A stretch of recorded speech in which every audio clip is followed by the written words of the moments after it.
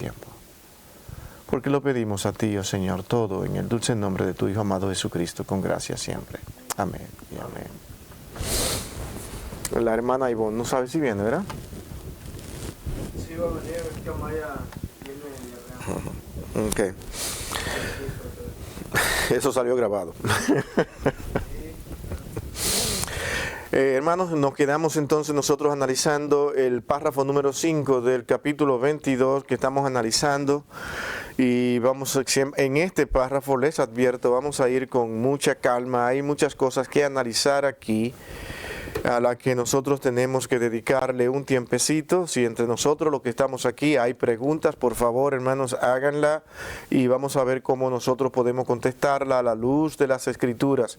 Hermanos, estamos viviendo tiempos difíciles donde muchas personas están hoy saliendo como teólogos, como personas estudiosas, pero solamente es una academia. Las academias en parte son buenas cuando tú primeramente tienes al Señor como el centro de tu vida, pero cuando tú entras a una academia para simplemente adquirir conocimiento, hace muchísimo daño a los que te escuchan. No pueden entender tu práctica con tu conocimiento, porque el Señor trabaja con el corazón de las personas. Por lo tanto, cuando nosotros hablamos aquí en este párrafo de que nosotros debemos aprender a cómo orar al Señor, eso es trascendental, eso es básico, eso es prácticamente, podemos decirlo con estas palabras para que todos nos entendamos, es lo máximo que puede existir en la vida cristiana, porque nosotros tenemos que adorar a Dios. Ahora, la adoración implica varias cosas. Y esas cosas encierran prácticamente todo lo que es la cosmovisión cristiana, todo lo que somos nosotros. No basta, no es suficiente con hablar de nuestra cosmovisión cristiana cuando decimos, bueno, ¿de qué se trata todo este plan del Señor para salvar a la humanidad? Bueno, el Señor primeramente hizo todo cuanto existe en la creación, incluyendo ahí también a sus criaturas, a todos nosotros, nos ha creado. Pero luego vemos entonces que Él también, Señor, después de haber pecado los hombres, ahora hace una promesa de salvación. Después de esa promesa de salvación, el Señor habla de redención y todo radica entonces en Cristo. Cristo es la salvación de todos los hombres. Y luego de esa salvación efectuada, hecha a todos los hombres, entonces ahora, ¿qué es lo que sigue? ¿Qué es lo que continúa? Nosotros somos glorificados y viviremos para siempre con el Padre. Ahora, dentro de todo eso, implica que hay muchas cosas que analizar, y entre ellas nosotros tenemos que analizar ese tiempo que ya los creyentes tienen después de haber sido redimidos, transformados por el Señor y hechos hijos suyos al ser regenerados por la sangre de Cristo. Bueno, pues los creyentes en Cristo ahora tienen esa necesidad de ver cómo es que yo en verdad sirvo al Señor de manera que sea agradable al Señor, porque si es agradable es porque lo estamos haciendo bajo los principios que Él ha establecido. En esa línea el Señor saca prácticamente a los hombres como seres que tienen una actividad divina. La actividad divina, ¿a qué me refiero? Dios es el único que no falla, el hombre sí falla. Dios es el único creador y señor de todo, el hombre no crea nada, solamente descubre cosas. El hombre es un ser finito en su capacidad e inteligencia. Dios tiene toda la capacidad y la inteligencia dada por Él, que Él mismo posee ontológicamente. Nosotros ahora nos toca vernos a nosotros frente a Dios y decir, Señor, ¿qué quieres que yo haga? Esa es la adoración. No es, yo voy a hacer para que tú me tengas en cuenta y veas lo que hay. No, la Escritura dice, todos están muertos en sus delitos y pecados. Hay una promesa de redención y salvación. Cristo es la única persona que pudo llevar a cabo ese sacrificio magnífico, ejemplar, donde pudo llevar el pecado de todos nosotros para que nosotros podamos ser redimidos. Eso es como visión cristiana. Después de ahí, nosotros ahora, Señor, ¿cómo adoramos? Bueno, en eso estamos. Y nosotros hemos visto aquí, en cuanto a esa adoración al Señor que nosotros tenemos, primeramente vimos quién es Dios. Vimos también que debemos nosotros adorar a Dios entendiendo que Él es un Dios que se manifiesta en una pluralidad de personas. Eso es Dios. Y lo interesante que al analizar esto profundamente, no solamente esto se vino a declarar en el Nuevo Testamento, sino que ya eso en el Antiguo Testamento, los judíos entendían que Dios en sí era Dios, un solo Dios, pero en una pluralidad de personas. Es decir, ahora nosotros conocemos cómo es esa pluralidad de personas cuando Dios manifiesta en la salvación de los hombres el trabajo de esa pluralidad. Y le dice a los judíos que ya entendían que Dios era un Dios con un solo Dios, pero con varias personas. Ahora entienden que es el Hijo manifestado, que muchas veces se manifestaba en el Antiguo Testamento como el ángel de Jehová. El Espíritu Santo que siempre estuvo alrededor de todos aquellos que le temen. Y el Padre, quien es aquel a quien nosotros llevamos todas nuestras peticiones y ejecuta la parte final para que todo sea efectuado.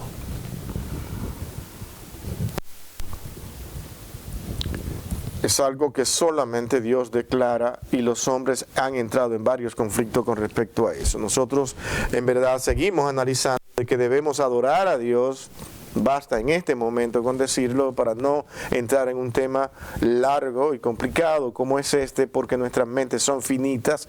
Nosotros ahora tenemos que seguir diciendo que debemos adorar a Dios entendiendo que Dios es Padre, Hijo y Espíritu Santo. De tal manera que no podemos orar a Dios sin entender que esto funciona así aún en la oración que nosotros estamos haciendo al Señor, y eso lo vimos.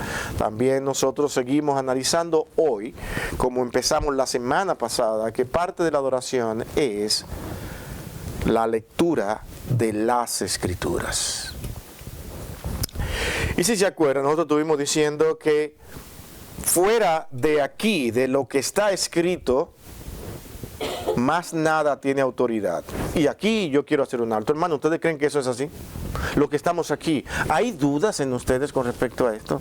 Hermano, hay teologías por ahí que andan diciendo de que es imposible que nosotros digamos y hablemos de las Escrituras como la única fuente de instrucción que Dios ha establecido.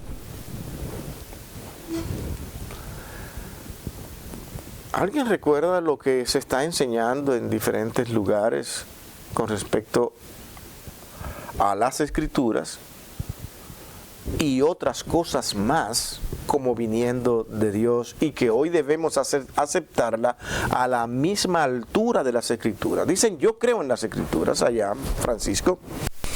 Yo recuerdo que estábamos viendo, fue acerca de la lectura de que si no leemos la importancia de la lectura escrita, muchas veces se vuelven o inventan tradiciones. ¿Se acuerda que estábamos viendo acerca de las tradiciones?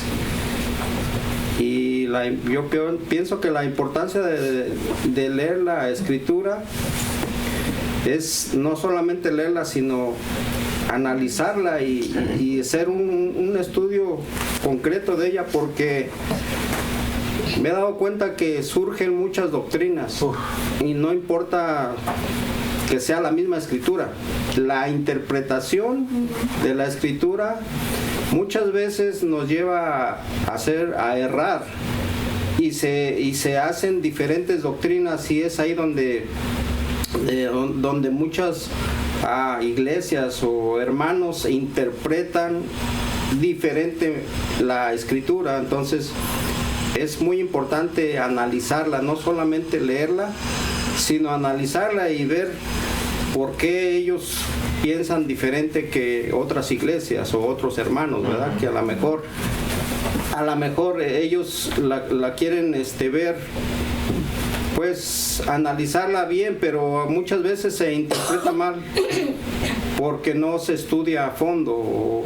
Y hay diferentes... Utilizando los métodos de estudio bíblico establecidos que funcionan tanto, y déjeme decirle, tanto para la vida cristiana como para también lo que tú estudias secularmente. Los principios de hermenéutica son comprobados que deben existir en todo tipo de lectura que tú vayas a hacer.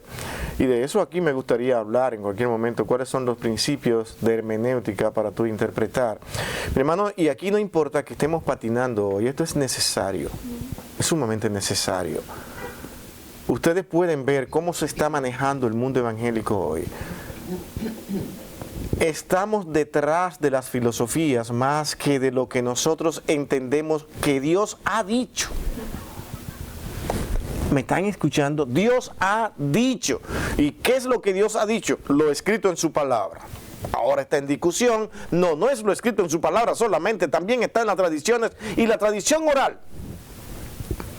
La tradición oral, que cuando tú le preguntas, ok, ¿qué tú conoces de esa tradición? No, yo no soy adivino, yo no sé cómo, dónde apareció, no hay nada.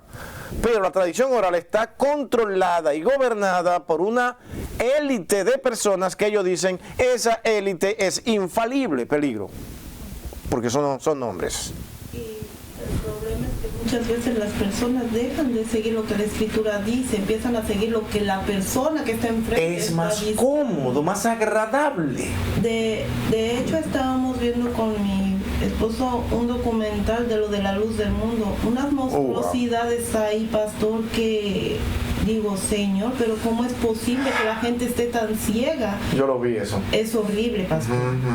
O sea, y ahí demuestra que la gente no está escudriñando, porque ahí los mismos papás les decían a las hijas que era lo que la palabra ¿viste? del Señor decía. Eso te iba a decir. Digo, los testimonios que hay ahí, sí, viste, y gente llorando. Fue horrible.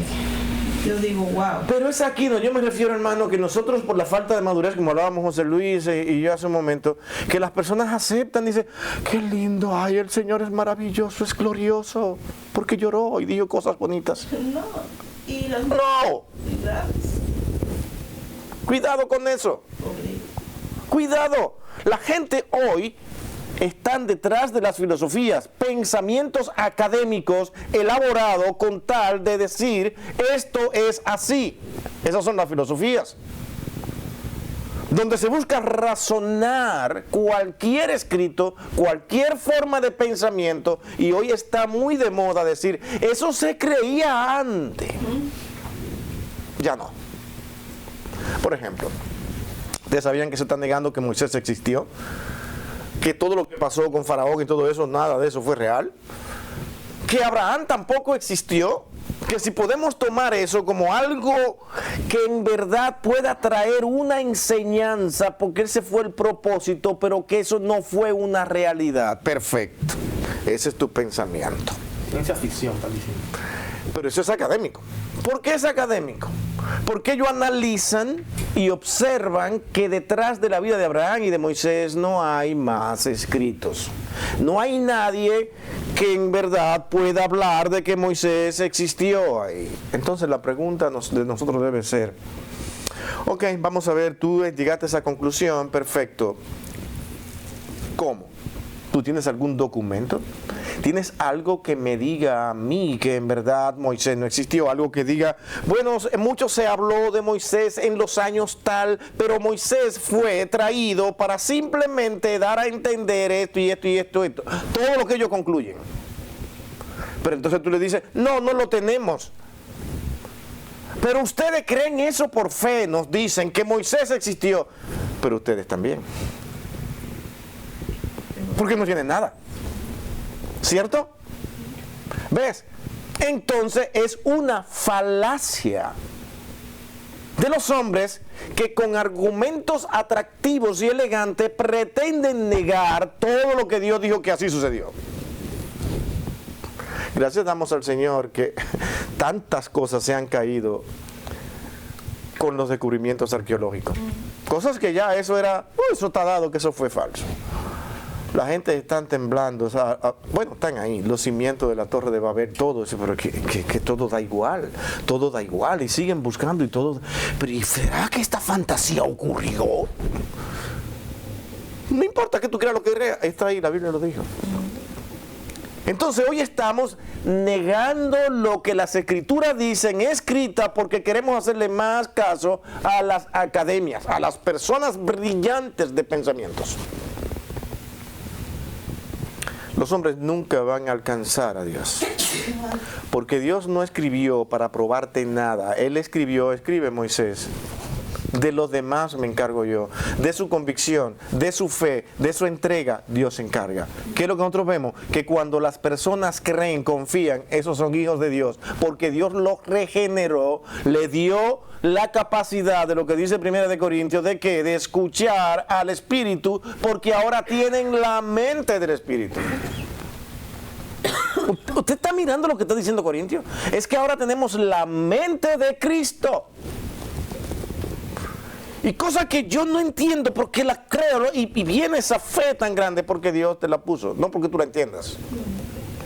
Pero ellos no tienen nada, tienen que seguir confiando en el próximo académico, en el próximo científico, en el próximo que hay. Y mi hermano, ellos tienen que concluir todo el tiempo, no tenemos nada, solamente hipótesis.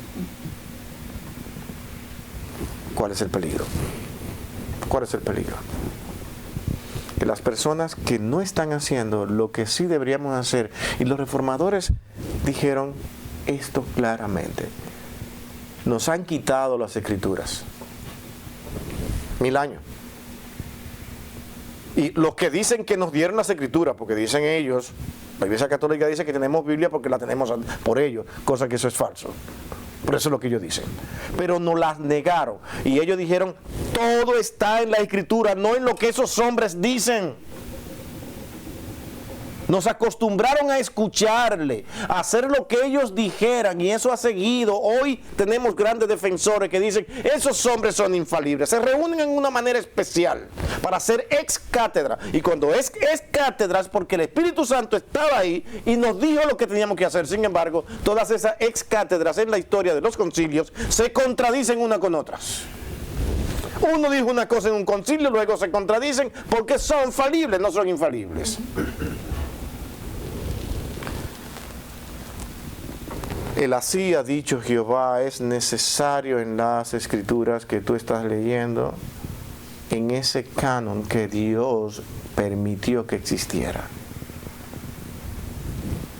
que se acepta por fe. Pero la fe nuestra, como decía Pablo, no es irracional.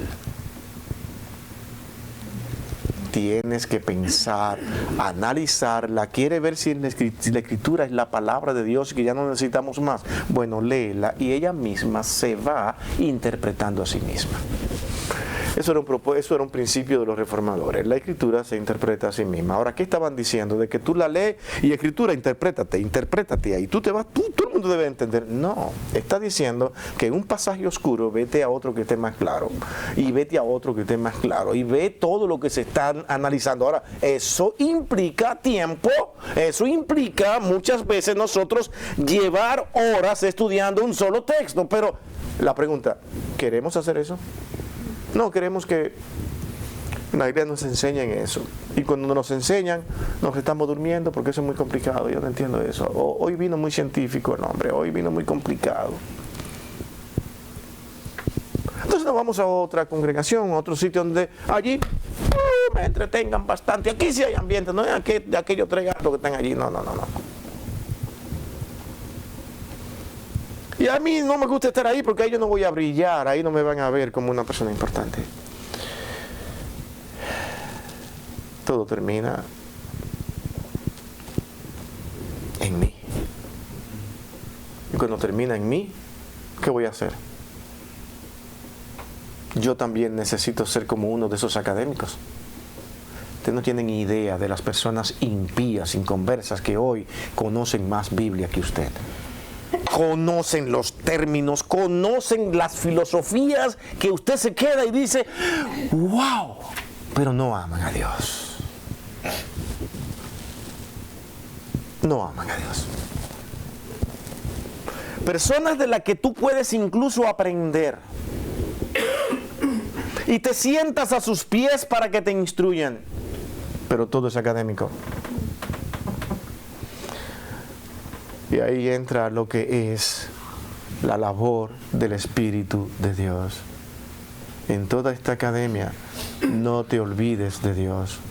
No podemos impactar a la comunidad sin primeramente decirle, así funciona la cosmovisión cristiana. Adoración, santidad, integridad a Dios, sacrificio personal, no como los sacrificios que están proponiendo los católicos romanos, sino un sacrificio interno donde tú miras tu pecado y le dices no. ¿Es eso fácil decirle no al pecado?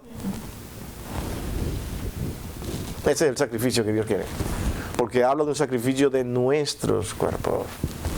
Que presentéis vuestros cuerpos en sacrificio vivo.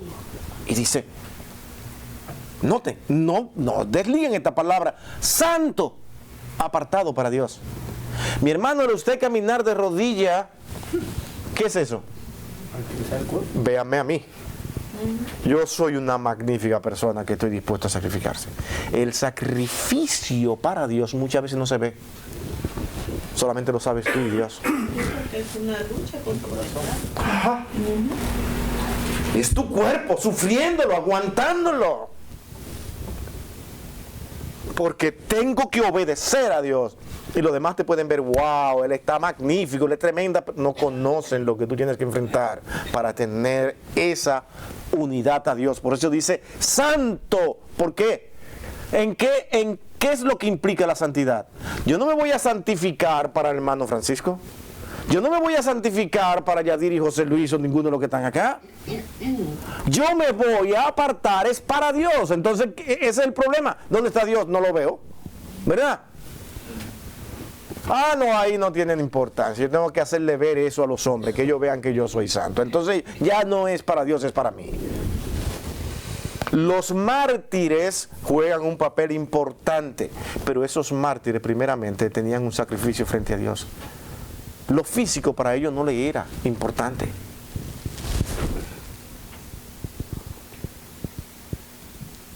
Hombres que decían, me quieren sacrificar por el nombre de Cristo, aquí estoy. Ellos lo estaban haciendo para verse ellos. No. Eso es lo que tienen que analizar en esos mártires de la iglesia. Pedro, al que sirven y adoran hoy. ¿Qué hizo ese hombre?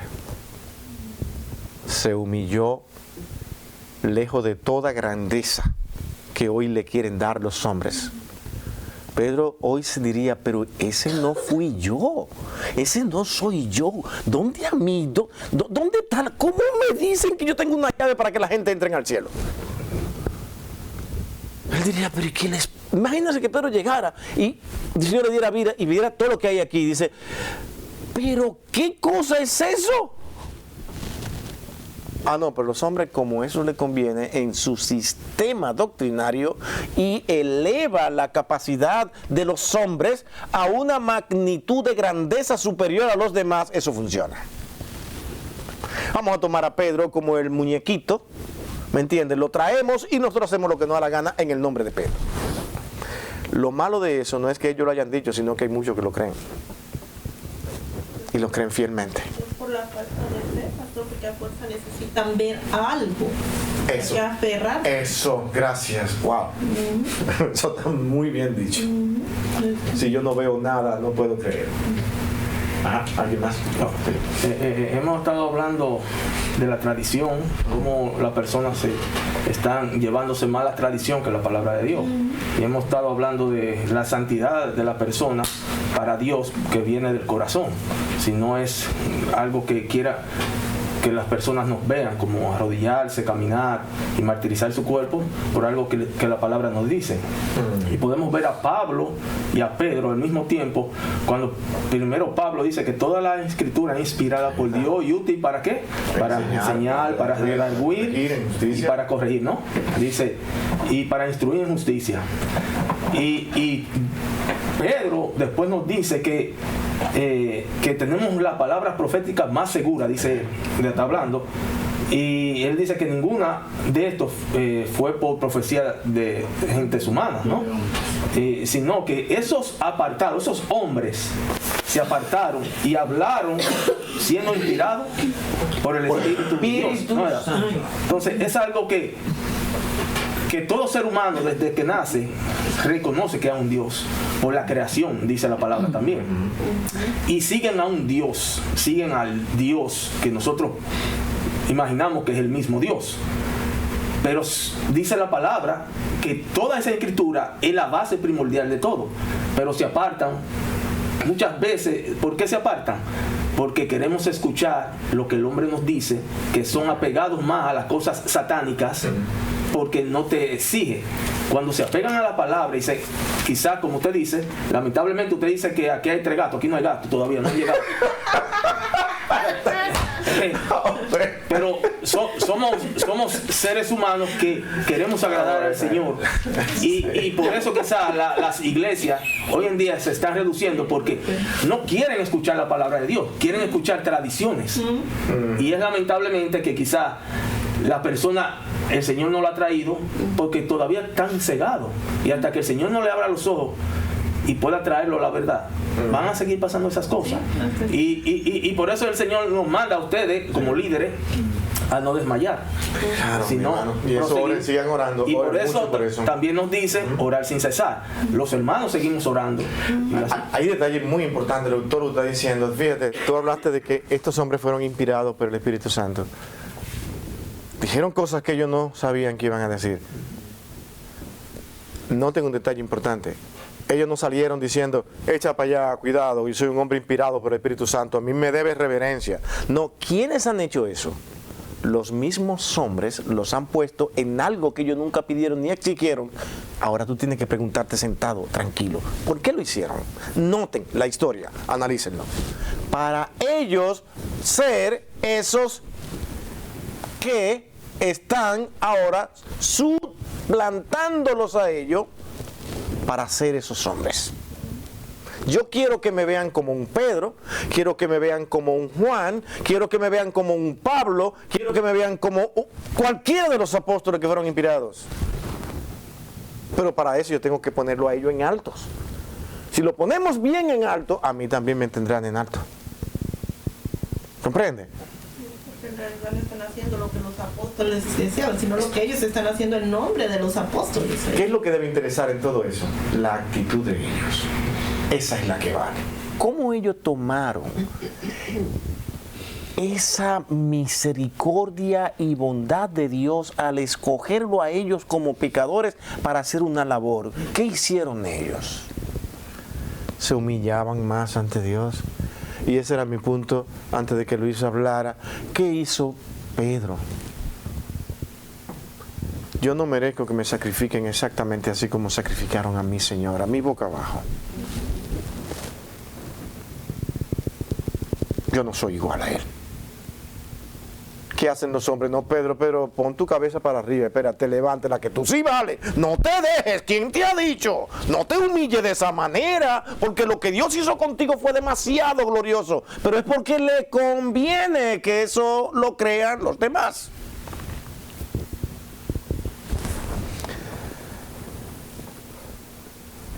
Si yo realmente puedo lograr que alguien que está en una posición frente a lo que sea, en alta posición, y yo lo elevo, ¿qué es lo que yo busco? Que esa persona haya gracia en mí y me ponga por lo menos un poquito cerquita de Él. Es que siempre el elevar a alguien que tú crees que ha sido de mucha ayuda, de mucha bendición, yo busco elevarme a mí. comprobado científicamente, y esto es secular. Los hombres elevan a aquellos que le pueden dar un beneficio. No elevan a aquellos que saben que no le va a traer nada. Al contrario, lo desechan. Es aquí, mentalmente. Ni siquiera conscientemente, es inconsciente, que es lo peor. Es que inconscientemente lo hacen.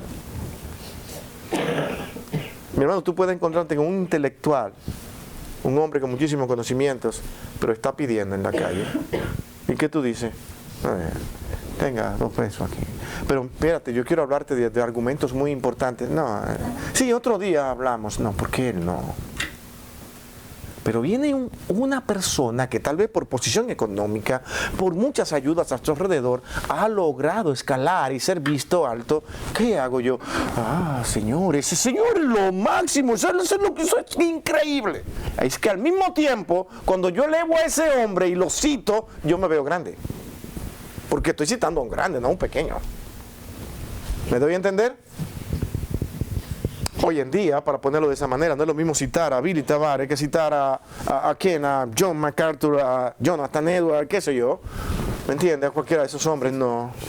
A Francisco, ¿verdad? Así aquí está, que está sentado con nosotros aquí. Tenemos ese privilegio de tener aquí al señor Francisco. Él no está cómodo porque imagínate, hoy estamos hablando en contra de él en algunas cosas aquí, ¿verdad? Pero, mis hermanos, ¿qué estamos aquí diciendo? El descuido y el poco análisis de lo que Satanás hace, sigue haciendo, y que nosotros humildemente les obedecemos. Cada vez que usted y yo pensemos en nosotros, prepárese para el error. Va a fallar. Va a fallar. Cuando usted se aparta de usted para decir, Señor, hágase tu voluntad. Señor, que nadie me quiere. Eso fue lo que tú quisiste que pasara, que nadie me quisiera. Aquí estoy, pero tú sí me quieres. ¿Me entiendes? Te estás apartando de ti. Cuando tú forzas, si quieres, y buscas que sí te vean y haces todo lo posible, prepárate que el error viene y vas a sufrir las consecuencias. La vas a sufrir. La maldad de los hombres es tan tremenda, que si ellos están trabajando en cualquier compañía, han llegado a posiciones altas, pero de repente a él le dan una carta de despido. ¿Cuál es el deseo de esa persona? Me despidieron a mí. Vamos a pensar, usted es un ser humano. Y piénselo por usted mismo, nada más, no ponga más nadie, piense usted lo votaron, después de haber hecho tanto por esa compañía y ha hecho tantas cosas, wow, y ahora lo votan. ¿Cuál es el deseo de su corazón en lo primero que le llega? Ahora le caiga una bomba y se explote todo eso. ¿Cierto o no? Eso es. Cuando usted escuchó que esa compañía desapareció, usted hace una fiesta. En vez de decir, wow, tantos empleados que habían ahí, me acuerdo esa persona que dependía de ese dinero, ¿qué va a hacer ahora? Porque ahora va a tener que empezar de nuevo. No, él no pensó en eso, ni en lo que estaban ahí, porque estaba pensando en quién, en él y lo que le hicieron. Ese es el problema. Cuando tú vas a estudiar y escudriñar las Escrituras, tú debes decirte, Señor, eres tú y no yo el que me va a hablar. Yo no voy a ir con un pensamiento preconcebido para que la Escritura diga lo que yo tengo, lo que yo quiero que me diga. Por eso no la entienden, ni nunca entienden. Y yo leo y no entiendo nada porque tu corazón está muy centrado en ti. Son las personas que cuando tú les dices, viene hoy al servicio, no, es que hoy sí no, hoy no voy a poder. ¿Y qué te pasa? Bueno, después yo le explico. Tienen miedo de decir por qué. A veces toman, y no estoy exagerando, hasta el perrito de su casa que no está bien, yo me tengo que quedar porque el perrito no está bien hoy. Me tengo que quedar. Pero hay más gente en la casa. Entonces, todos los miembros de la familia se quedan porque el perrito está mal. Pero mañana es lunes y el perrito sigue mal. Pero a la ropa, ponerse todo, porque hay que irse a trabajar. Pero tu perrito está mal. Todo es donde yo tenga mi corazón y a lo que yo le doy importancia. ¿Cuál es el llamado aquí? Mira, nos hemos quedado hoy y no me arrepiento de lo que estamos haciendo. Cuando usted deja de darle importancia a la Escritura, va a creer en lo que los hombres dicen, en las tradiciones, si son orales o no, o dichas por los hombres y cambiadas constantemente, pero usted prefiere creer eso porque se van adaptando a su sistema de vida. La Escritura no, la Escritura de vida permanecen para siempre y te van enseñando los principios que tú no quieres oír, sino que te los cambien, que te los maquillen, que lo pongan a tu parecer, que te los acomoden. Hoy se está pensando hacer, déjeme decirle esto, está siendo difícil hoy en día para esta iglesia hacer este concilio, pero está pensando en un concilio para cambiar normas antiguas. Pero entre ellos hay muchos que se han opuesto. Hay una guerra interna en esta iglesia como usted no se imagina. ¿Sabe a quién me refiero aquí, iglesia? Y es la romana. Pero quieren, ¿por qué? Porque ellos por concilios que siempre han puesto a su feligresía a hacer lo que ellos quieren. Y esos concilios son sagrados y lo que salga de ahí eso es lo que hay que creer. Pero entre ellos, aceptación al matrimonio de las muchas letras. ¿Entiende? El feminismo, que incluye todo esto de lo mismo que estamos haciendo.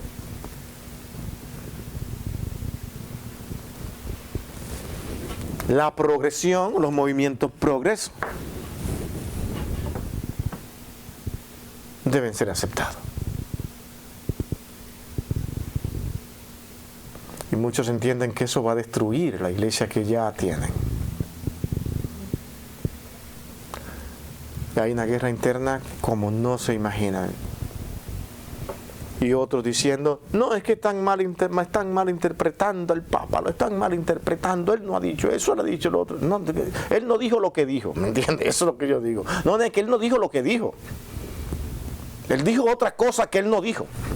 Y tú dices, oh, ya entendí. Fue que él no lo dijo, pero lo dijo. Sí, porque ustedes interpretaron mal, por eso fue que él no dijo lo que dijo. Entonces, ¿qué fue lo que dijo?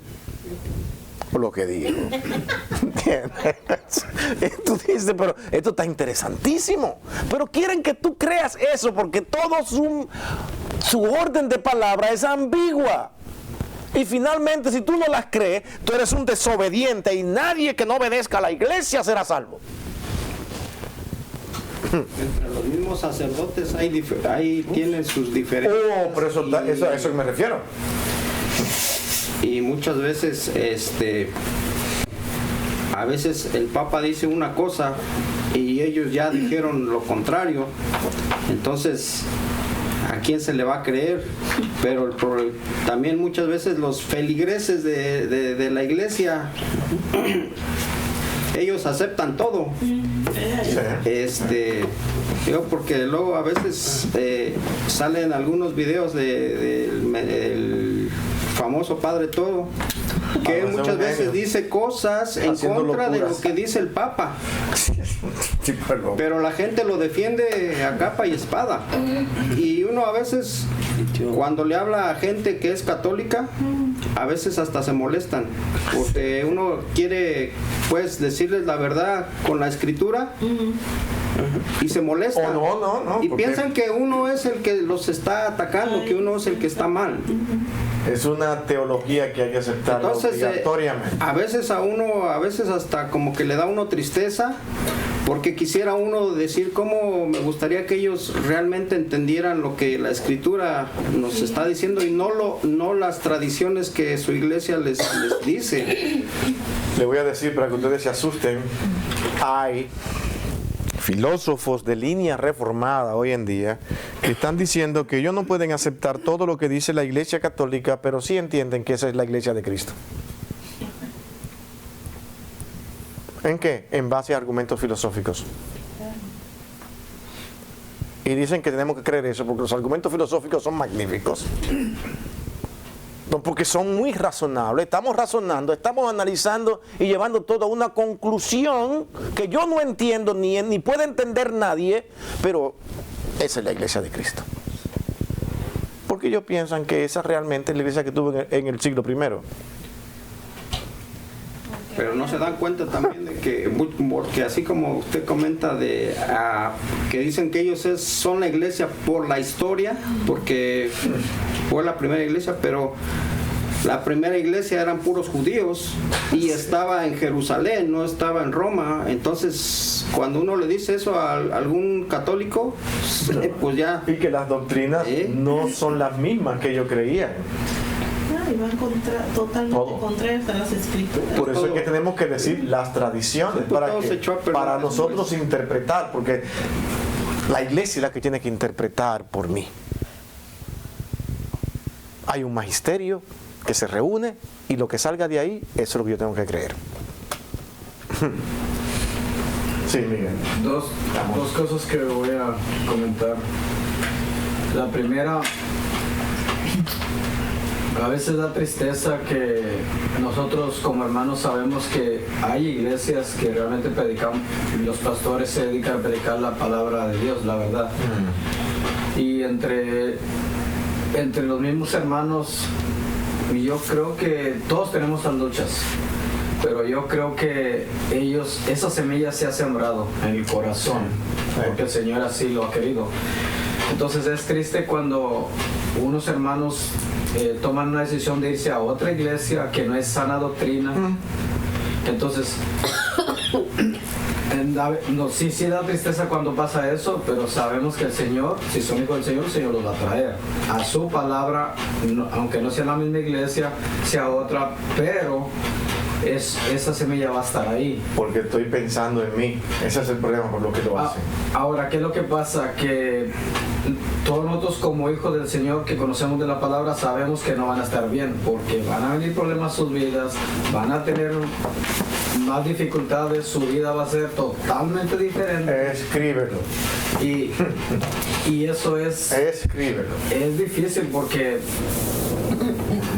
Pues es difícil. La segunda que quiero decir es que tristemente pues todos nosotros tenemos personas conocidas hablando ahorita de la Iglesia Católica, y entre estos comentarios que estoy escuchando creo que el Señor me puso esto en la mente, que si todas estas personas dieran la vida por el Señor, por Cristo Jesús, que es el dueño de todo, si no fueran tan defendedores de una iglesia y fueran defendedores del Señor, de nuestro Señor, todo esto fuera diferente. O sea, que la tortilla fuera al revés. Porque lo que hace es que defienden un sistema. Entonces, si nosotros nos pusiéramos a pensar en que fuera al revés, que diéramos la vida por nuestro Señor Jesucristo, muchas de estas cosas desaparecerían.